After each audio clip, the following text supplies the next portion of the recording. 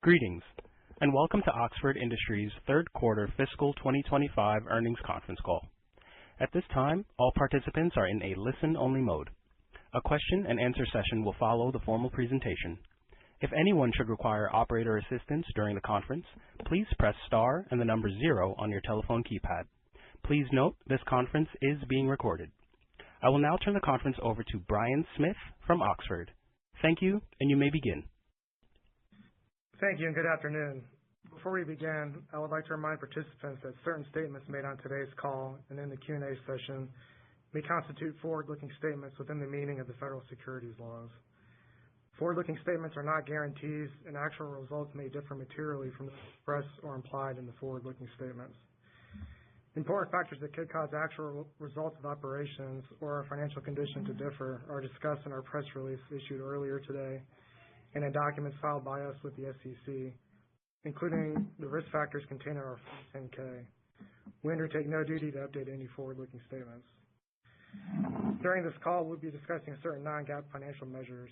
You can find a reconciliation of non-GAAP to GAAP financial measures in our press release issued earlier today, which is posted under the Investor Relations tab of our website at oxfordinc.com. And now I'd like to introduce today's call participants. With me today are Tom Chubb, Chairman and CEO, and Scott Grassmyer, CFO and COO. Thank you for your attention, and I'd like to turn the call over to Tom Chubb.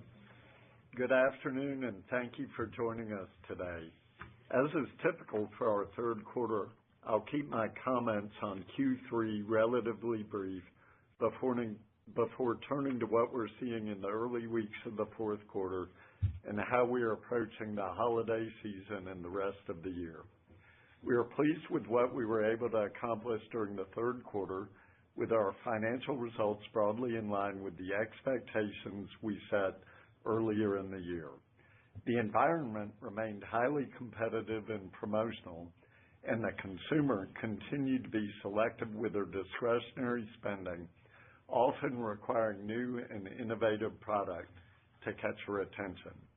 Against that backdrop, our team stayed focused on our long-term priorities and executed well on the fundamentals of our strategy. Strong sales growth in both the Emerging Brands Group and Lilly Pulitzer offset declines at Tommy Bahama and Johnny Was. Total company comp sales were slightly positive, and while gross margins continue to reflect the pressures we've discussed in prior quarters related to tariffs, our underlying adjusted gross margin, absent that pressure, improved over last year's, even in a highly promotional environment. In addition to the financial results, we made important progress on a number of key initiatives across the enterprise. Starting with people, we were pleased to have realigned and strengthened our teams in Johnny Was and the Emerging Brands Group through a combination of internal promotions and hiring key executive talent from outside the company. Also at Johnny Was, we made significant progress with the business improvement plan we discussed last quarter. In Tommy Bahama, our bars and restaurants are a distinct competitive advantage, and we were pleased to have added 2 important restaurant openings during the quarter. In Lilly Pulitzer, we anniversaried last year's very successful Palm Beach Fashion Show with a fashion show in Key West. Last year's event has helped fuel creative content and commercial success throughout 2025, and we expect this year's event to do the same for 2026. We also completed the renovation of our Worth Avenue Lilly Pulitzer flagship location in Palm Beach. Finally, we are in the final stages of construction of the new state-of-the-art fulfillment center that will be such an important asset to our direct-to-consumer businesses. None of these items will have immediate impact on our financial results, but are critical parts of the foundation of future success. As I previously mentioned, across the portfolio, performance varied by brand, as it has for much of this year. The bright spot continued to be Lilly Pulitzer, where the brand again demonstrated a deep connection with its core consumer and delivered healthy growth in the quarter. Our emerging brands business also posted strong year-over-year sales gains, reflecting growing recognition, relevance, customer engagement, and growth potential. Moving to Tommy Bahama, while our third quarter results did not meet our goals for the brand, we did see encouraging progress. Comps improved sequentially to down low single digits from down high single digits earlier in the year. We believe we've made meaningful headway in addressing key areas that contributed to softness early in the year, particularly around color assortment and completeness of the line, which led to disparate regional performance and softness in Florida, our most important market. There is still work to do, but we feel good about the adjustments made so far. At the same time, we continue to invest in the long-term health of the brand through thoughtful expansion of our retail and hospitality footprint. During the quarter, we re-entered the important St. Armand Circle outside of Sarasota with a beautiful new full-service restaurant and retail store, which replaced our previous restaurant that was damaged and closed in 2024 due to a hurricane. This new location reinforces the strength of our hospitality model in one of our most important markets. We also opened a new Marlin Bar on the Big Island of Hawaii, further deepening our connection to a region that has been central to the Tommy Bahama brand for decades. Both locations are off to encouraging starts, and we believe they will be long-term assets for the brand. Turning to Johnny Was, we made several important changes during the quarter to strengthen the foundation of the brand and position it for long-term success.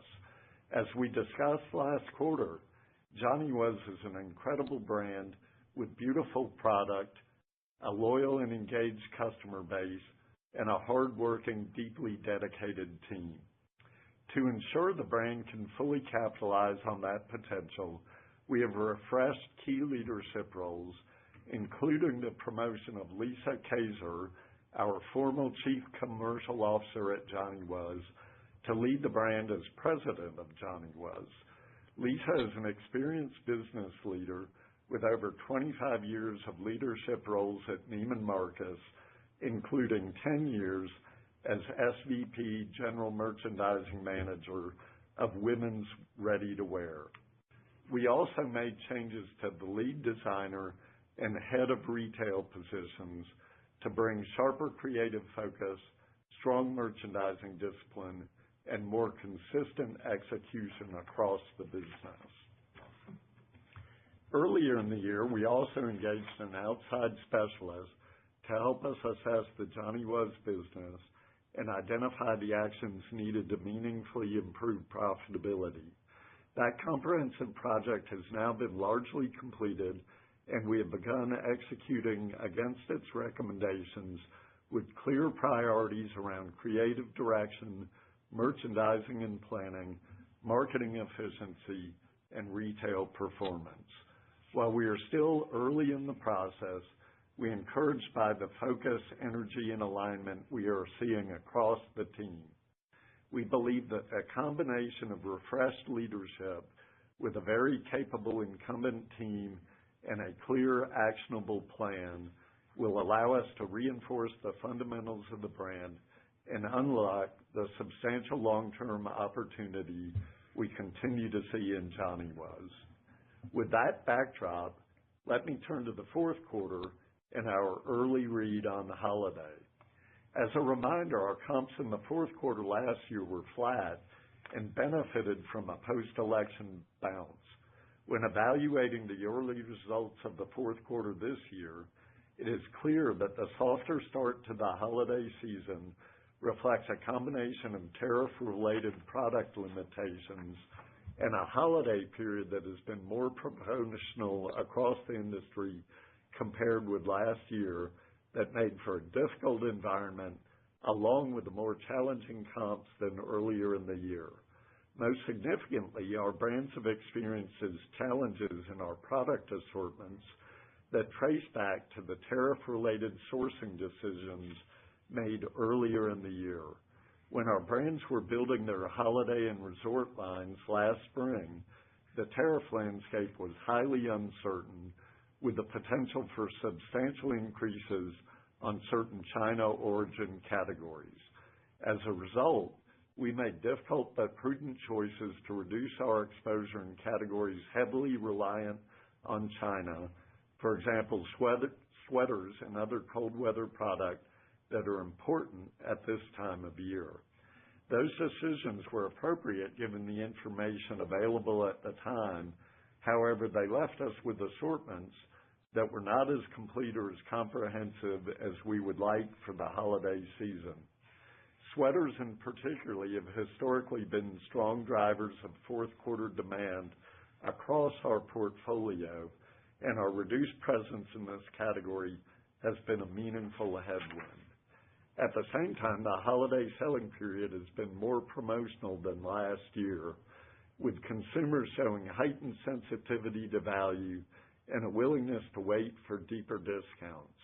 While our promotional cadence and depth were consistent with our brand-appropriate approach, many competitors entered the season earlier and more aggressively. That dynamic contributed to a slower start for us in the opening weeks of the quarter. At Lilly Pulitzer, our holiday promotions included curated gift with purchase events and a broader seasonal sale, both of which resonated well with our core consumer, and we saw strong engagement with many of our most giftable styles and capsules. Unfortunately, our successful gift with purchase events were somewhat limited due to high Chinese tariffs and the difficulty of shifting the production of these items elsewhere. Similarly, we identified that there were gaps in our assortments related to the tariff environment, particularly in novelty items and certain other seasonal products that could not be quickly moved out of China, which limited our ability to fully serve demand. We also leaned into our core programs to mitigate tariff exposure, which reduced the level of newness we might have otherwise offered. At Tommy Bahama, we built on themes introduced earlier in the year, offering a compelling mix of gift-ready items and cold weather seasonal product. But as with Lilly, many of the categories that historically carry momentum for us during holiday, especially sweaters and other cold weather essentials that are heavily China reliant, were reduced as a result of the tariff uncertainty earlier in the year. Those gaps, coupled with a promotional marketplace that moved earlier and deeper than usual, created incremental pressure. Despite these challenges, we have seen continued encouraging response in our Tommy Bahama Boracay pants that we discussed last quarter. While the price point increased from $138 to $158, new product innovation has led to significant sell-throughs, and the Boracay pant has played meaningfully into the holiday gifting mindset. This success also highlights some of the trends we have seen in the market, where consumers are gravitating to versatile products that can be worn to work and casual events and are less discretionary than some other categories. At Johnny Was, the customer continues to connect most strongly with the unique, artful product that defines the brand. Elevated, embellished pieces, rich textures, and vibrant color stories again resonated with loyalists.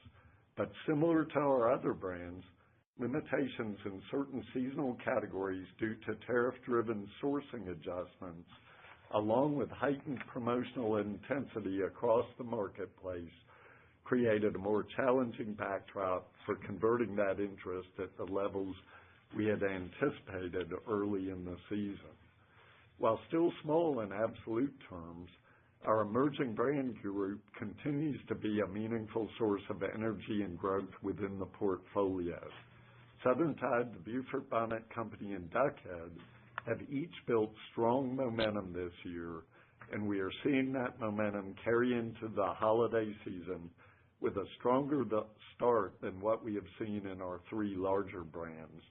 These brands benefit from exceptionally loyal customer bases, focused product stories, and highly engaged teams, and their performance is a testament to the opportunity we believe exists in each of them.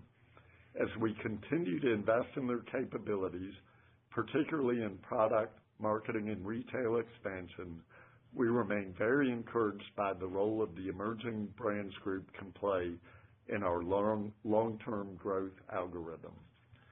Taken together, these early holiday trends reinforce what we have observed throughout the year.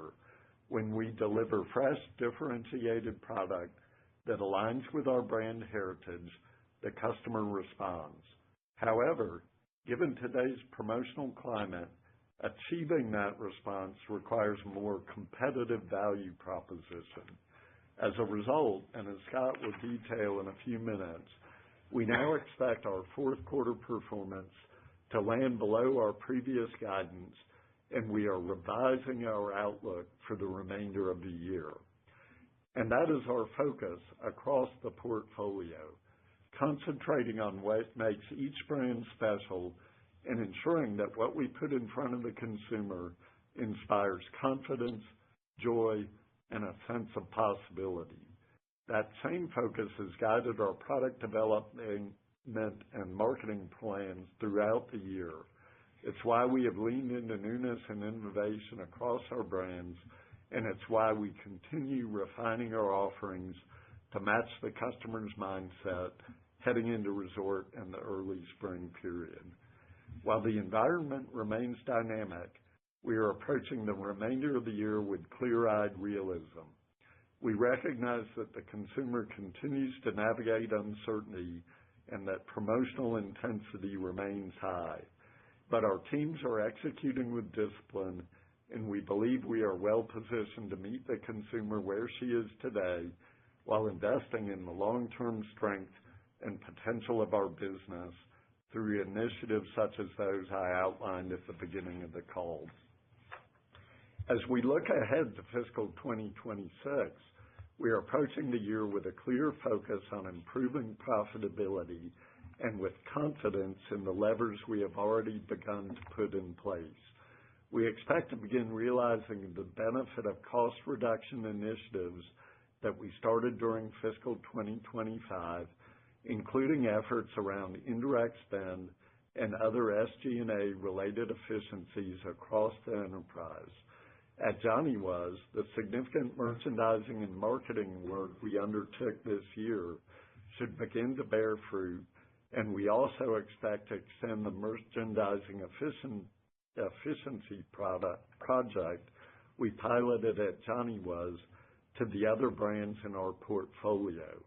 In addition, we will continue to focus on input cost reductions and tariff mitigation as we refine our sourcing strategies.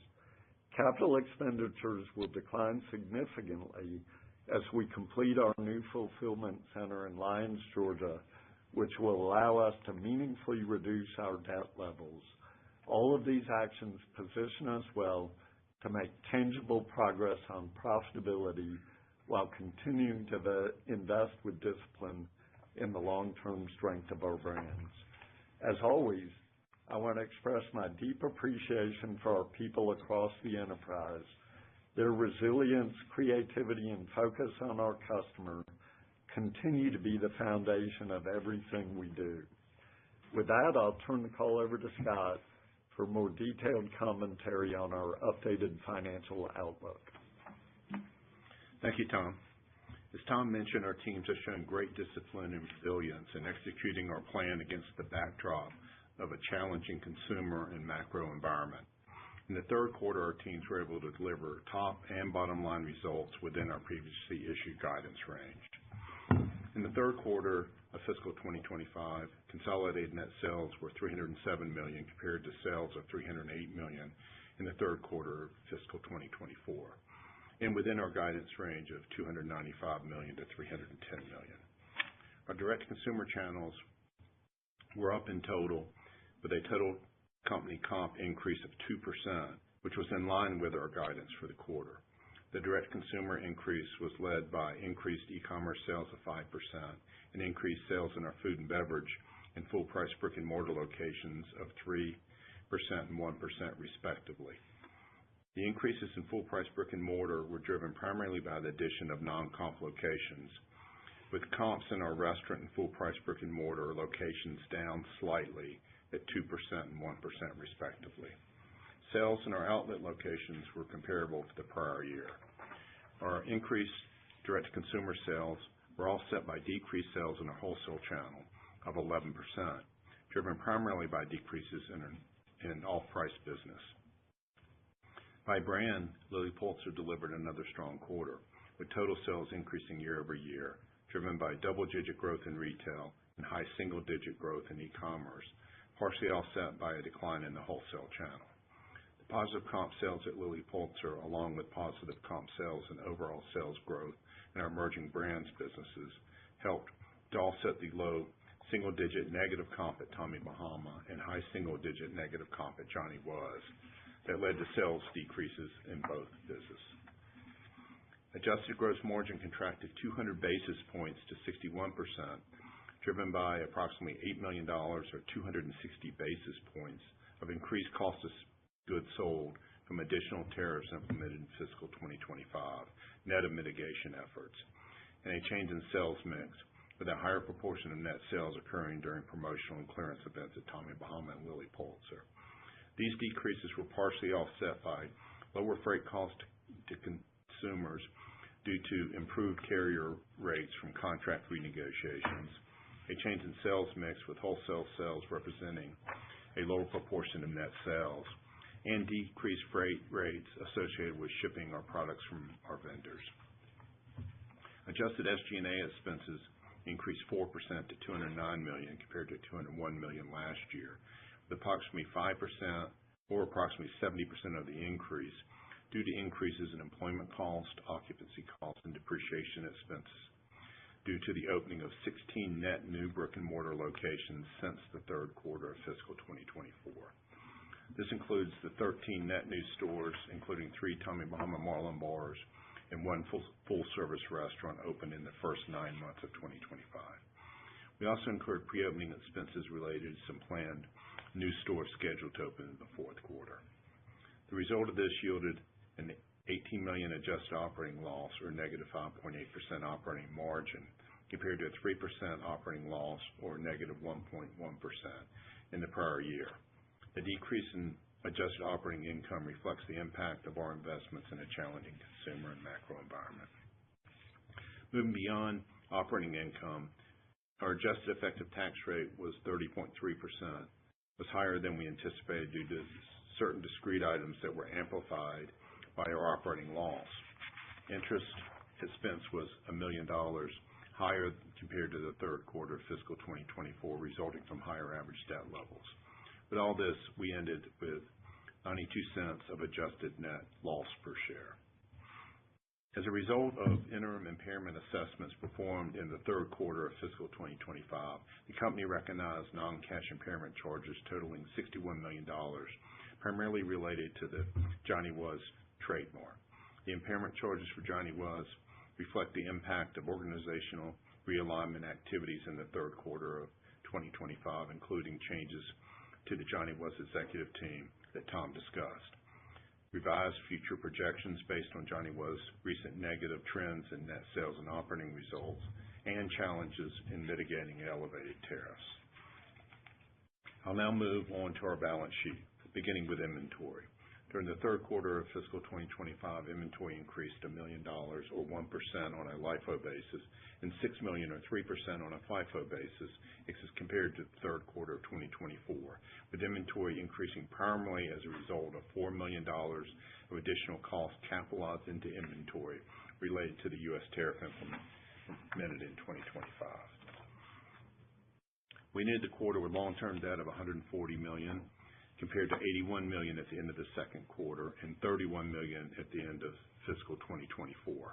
Our debt historically increases during the third quarter, primarily due to seasonal fluctuations in cash flow, with lower earnings during the third quarter resulting in increased cash needs.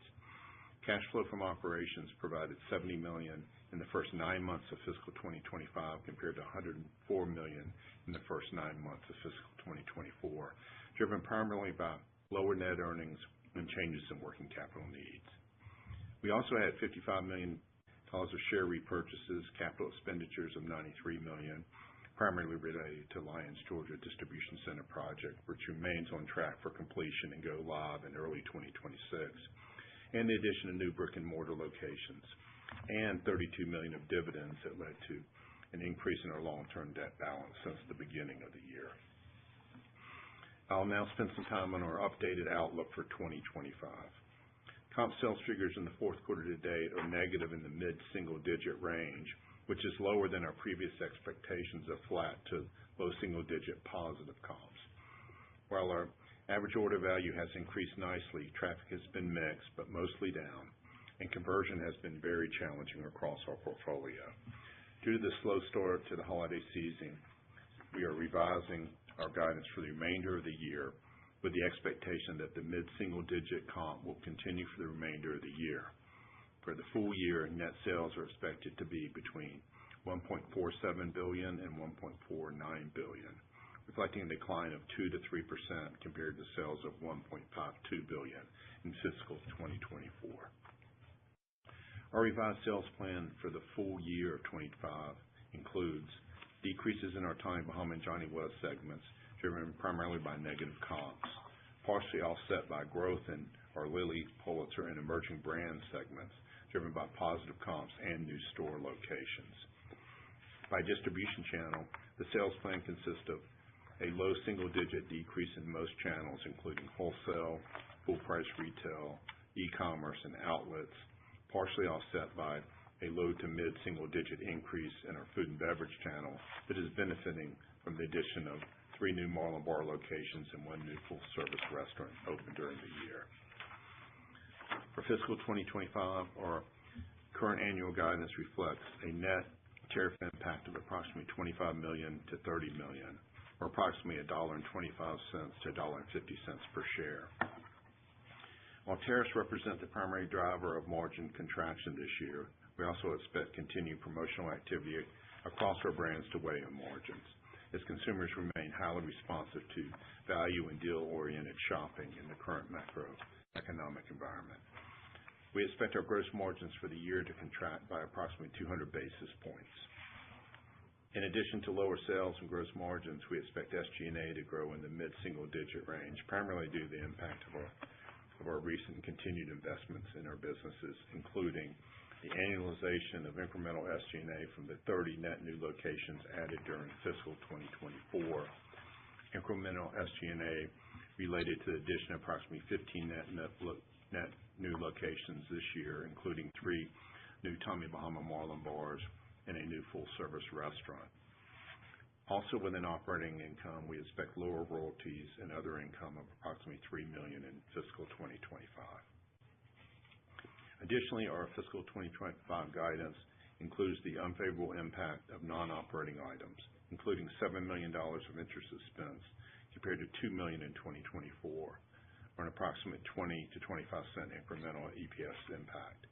The increased debt levels in fiscal 2025 are due to our continued capital expenditures on the Lyons, Georgia Distribution Center, technology investments, and return of capital to shareholders exceeding cash flow from operations.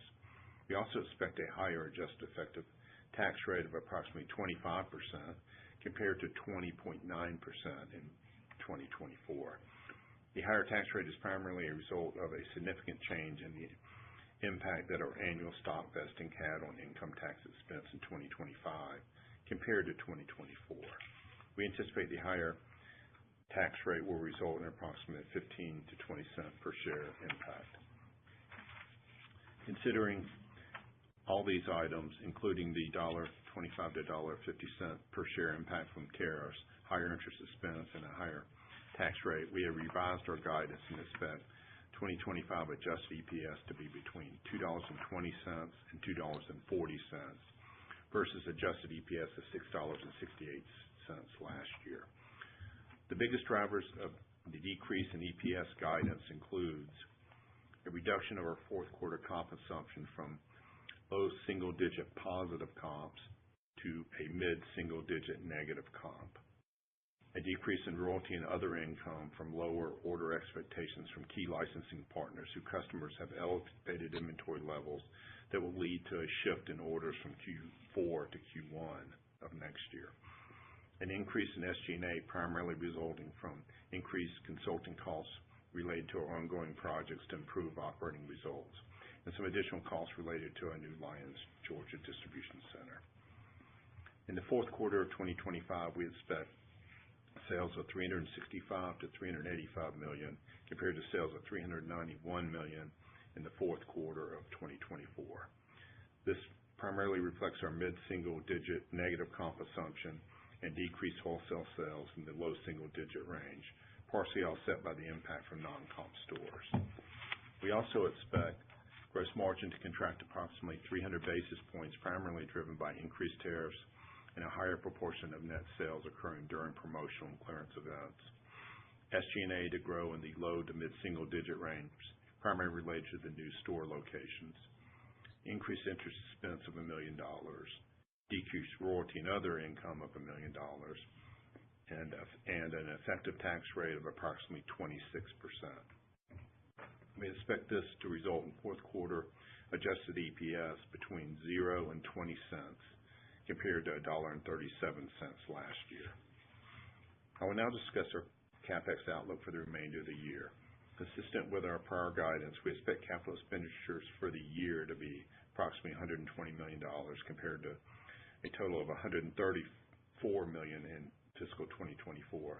The remaining capital expenditures relate to completing the new distribution center and the execution of our current pipeline of new stores at Tommy Bahama and Lilly Pulitzer. We expect this elevated capital expenditure level to moderate significantly in 2026 and beyond after the completion of the Lyons, Georgia project. Consistent with the seasonal nature of our business, we expect a modest decrease in outstanding borrowings in the fourth quarter. Thank you for your time today, and we will now turn the call over for questions. Vaughn?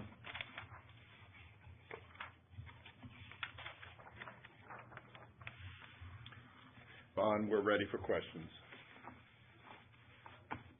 Thank you. We will now be conducting a question and answer session. If you would like to ask a question, please press star 1 on your telephone keypad. A confirmation tone will indicate your line is in the question queue. You may press star and the number 2 if you would like to remove your question from the queue. For any participants using speaker equipment, it may be necessary to pick up your handset before pressing the star keys. Our first question comes from Ashley Owens with KeyBanc Capital Markets. You may proceed with your question. Hi, great. Thanks so much, and good afternoon. So just first and foremost, I appreciate all the color on, what was exactly a gap within each of the banners in terms of assortment for the holiday. But just moving forward as we navigate the quarter, just, how meaningful would you expect this to be for the upcoming season? Is it something that's been corrected, or are you observing some disruption still? Just want to understand how much of holiday is now fully aligned versus where you originally planned. And then maybe on that, I know China's complex right now, and that it might be ironing out a little bit, but would ask if this gap, is this shifting your viewpoint or sourcing strategy moving forward? Would you try to diversify further, place orders further in advance? Just any color there. Thanks.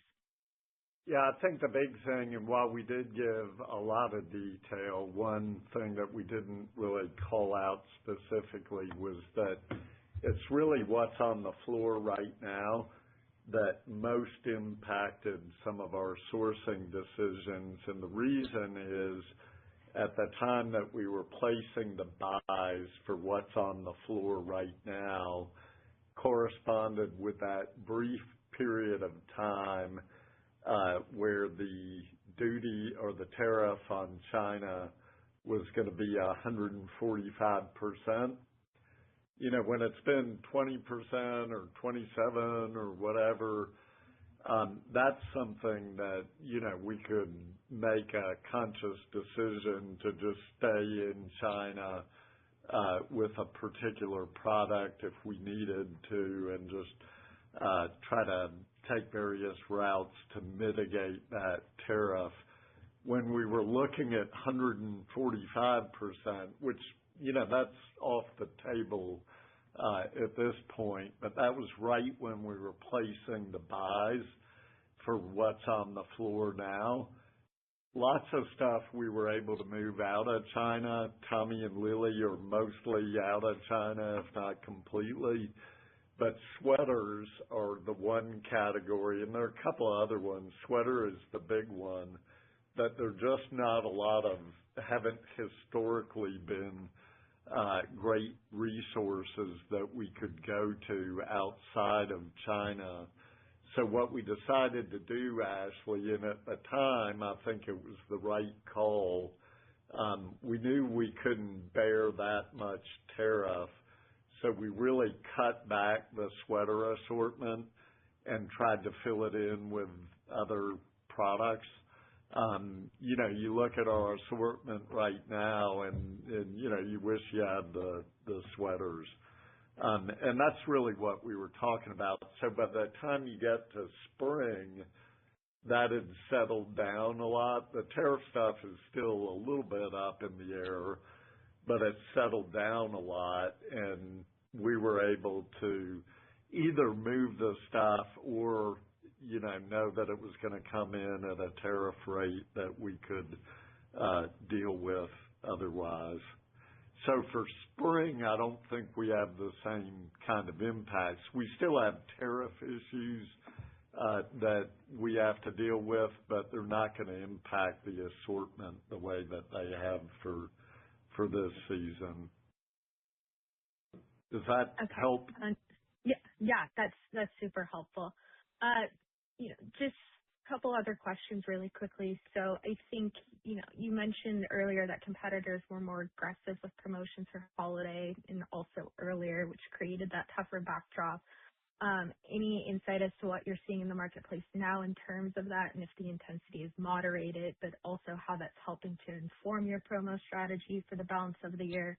And then additionally, just following your leadership refresh and then the external assessment on Johnny would be curious as to what emerged as the key priorities you're now focused on, and then also as you look out to 2026, key objectives for the brand, and should we be thinking of this as another period of stabilization, or any color you could provide us on the roadmap or some of the key building blocks for stabilizing Johnny? Thank you. Okay, so with respect to the promotional sort of intensity out there, I would say right now it still feels quite high, but we're a little bit in that in-between time between the, Black Friday, Cyber Monday weekend and the final stretch, and those are usually the most promotional times. I don't think it's really retracted, but I'm not sure it's taken another step up yet. But wouldn't be surprised to see that happen. And we're going to try to be responsive to that in brand appropriate ways. I think the catchword in all the brands is to stay nimble. We do, want to make sure that we're not totally selling out our brands, but we're also thinking about things that we can do to respond to the marketplace. So one other thing I'll point out, and this calendar that we have this year, where there are 27 days between Thanksgiving and Christmas falls on a Thursday. The last time we had that calendar was in 2014.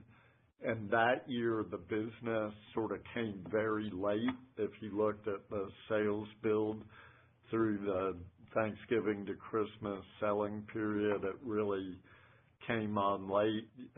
Last year, if you remember, you had Christmas on Wednesday. So this year, they've got an additional weekday to shop, which could be meaningful, and also it allows us to cut off e-com shipments probably on Saturday or in some cases even Sunday, and still have people feeling good that they're going to get them by Christmas, while last year that was mostly on Friday that we were cutting off. So there's some things there that, we kind of built the current trajectory into our forecast, but I think there's, some reason to hope that the season could rally a bit.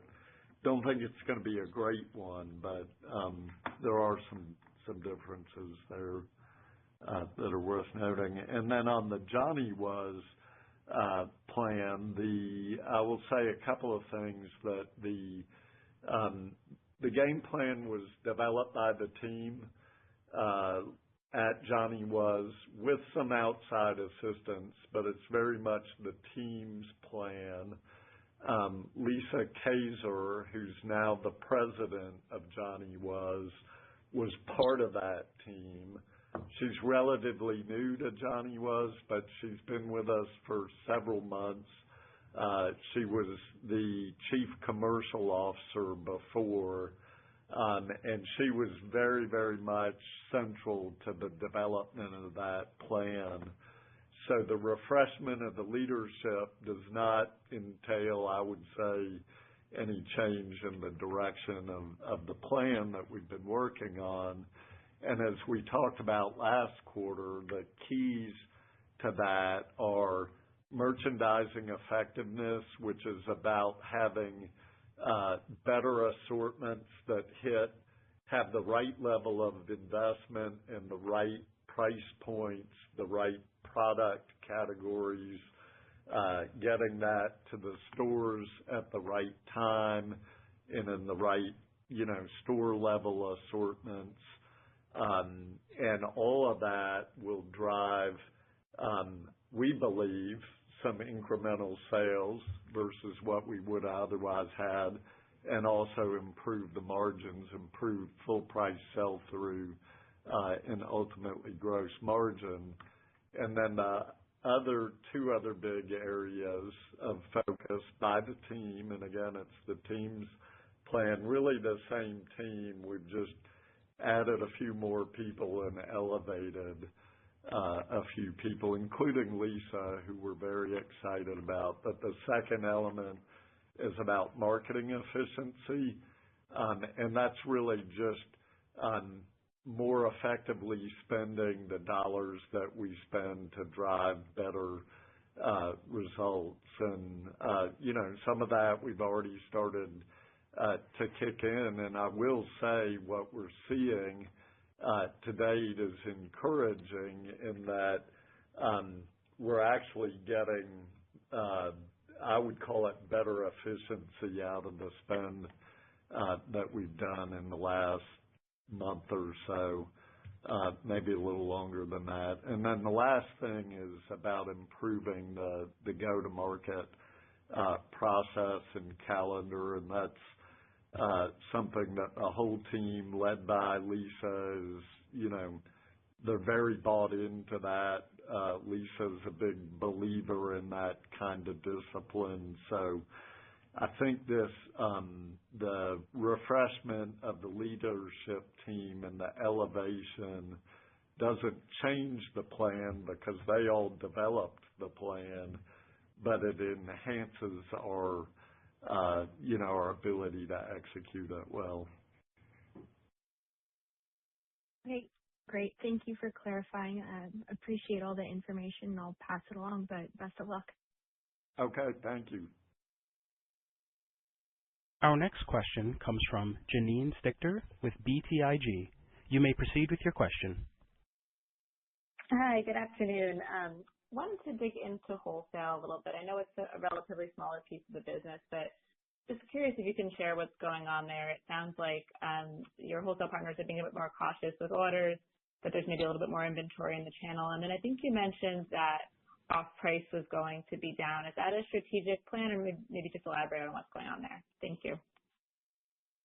I think on Overall on the wholesale, I think it is, a level of concern and caution by the retailers. And I would say most, especially the specialty retailers that, are a big part of our wholesale base. And during uncertain times, they tend to pull back a bit, and I think we're seeing that now. And Scott, I don't know if you want to elaborate on the off-price situation a bit. Yeah, well, we did have less inventory that needed to be liquidated through those channels. So we are, trying to keep our eye on our inventory, and hopefully we'll continue to have less that we have to put through those channels.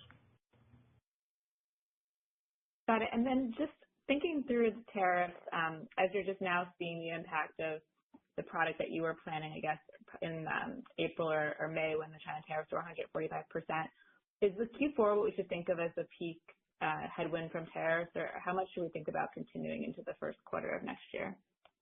Well, I think in terms of it, the impact it had on our product assortment, I think it is peak. I think as we get into spring, we were able to, make the product that we wanted to make at somewhere that was, a manageable level of tariff. In terms of the impact, the financial impact of tariffs, remember, we didn't have them during the first quarter of last year. Really, they didn't really kick in until later in the year. So first quarter, you're not going, apples to apples. And then as you get later in the year, you start to lap the tariffs. Yeah. And I don't know if you want to add. Yeah. We had accelerated a lot of products, so, early in the year, knowing that tariffs were going to be coming or fearful they were going to be coming. So we were able to, most of the first quarter had very, very minimal. Now we go into the first quarter next year, everything will have some tariff on it, but we will have some price increases to at least help mitigate that impact. As we get later in the year, you will be going apples to apples with tariffs and hopefully have a little bit more mitigation price-wise as the year moves on. Okay. Thank you very much. You can pass it on. Thank you, Janine. Our next question comes from Joseph Civello with Truist Securities. You may proceed with your question. Hey, guys. Thanks so much for taking my questions. Following up on wholesale a bit, understand, the general cautious tone from retail partners, but can you give any incremental color on your sort of competitive positioning within the channel, and maybe, as we get past the tariff pressures on inventory and stuff like that you're facing right now? Well, I think through third quarter, our relative performance, to the extent we know, and we don't always have perfect information, but I think we performed well, and I don't think we, for the overall, I would say, well, there were small pockets where maybe that was not the case, but I would say overall our performance was quite good on the retail floor. For the fourth quarter and the holiday, I think it's too early to know for sure. We don't have enough data, but my hunch is that we're going to continue to perform well relative to the rest of the floor, and it's more about the general caution. Got it. Makes sense. And then if we could also just get a little bit more color on, thoughts around price increases as we go through the spring, which I believe was like the original trajectory we were looking at. Yeah. We do have some price increases in for, the fall holiday period, but there'll be, more in the spring. But again, we'll, have the full tariff load coming in that inventory. And then we're, looking at next fall pricing on, are there any additional adjustments we need to make. So I think there'll be, once we get out of the early part of next year, the pricing should, the goal is to have it mitigate the tariff dollars. I don't think we'll get the percentage quite mitigated, but the dollars, once we get out of the early part of the year, the goal is to have the pricing mitigate the tariff dollars. Got it. Makes sense. Thanks so much. All right. Thank you, Joe. Our next question comes from Paul Lejuez with Citigroup. You may proceed with your question. Hi, it's Tracy Kogan filling in for Paul. I had a question about what you're seeing quarter to date. And in outside of the key sweater category, can you talk about the trends there in some of those other categories? And also talk about trends by brand quarter to date. Is it pretty broad-based weakness you're seeing across the brands, or is there a big deviation at one brand or the other? Thank you, guys. Sure. Thank you, Tracy. Well, I would say that, and we talked about this in the prepared remarks, but the big three brands are all relatively weak at the moment, and the smaller brands are still sort of humming along. They were plus 17% in the third quarter, and they're continuing to have a strong fourth quarter, while the big brands are where we're really seeing the softness. And then in terms of product, we also talked about that a little bit. And I think in Lilly, because of the China tariff situation and the threat of the 145%, China is where we make a lot of our more embellished kind of, novelty type stuff, things with, sparkles and rhinestones and bows and that kind of stuff. And so we just got less of that stuff. And so the consumer's almost being forced into some things that, Lilly is never basic product, but that within the Lilly spectrum are a little more tame. And then in Tommy Bahama, we've actually seen very good performance in things like the Boracay pant, which is basically a chino. It's a really great one, really nice one, but it's a chino pant. And that, as we talked about third quarter and again this quarter, we introduced a new one, or I say third quarter, second quarter. We introduced it earlier in the year. It's at $158 versus $138. It does have some new features and benefits, but it's sold just incredibly well. And actually, we're selling a lot more of them than we sold the old one last year. And then also things like long sleeve wovens are performing well.